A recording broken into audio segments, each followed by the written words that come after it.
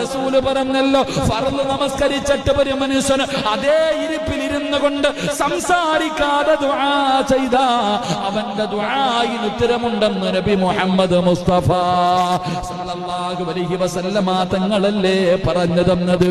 അതുകൊണ്ട് അവിടെ ഇരുന്നു കൊണ്ട് ദുആ ചെയ്യൂ.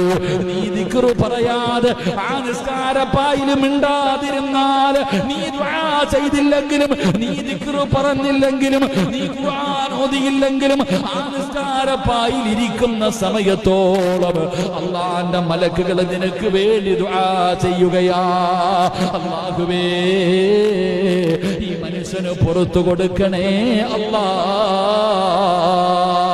ഒരു 10 മിനിറ്റ് ഇരുന്നാൽ നീ ഒന്നും ചെയ്യാതെ, ദിക്റ് പറയാതെ, നീ ചുമ്മാതെ നിസ്കാരപ്പായിലിരുന്നാലും അല്ലാഹുവിന്റെ മലക്കുകൾ നിനക്ക് വേണ്ടി ദുആ ചെയ്യുകയാണ് നാഥാ.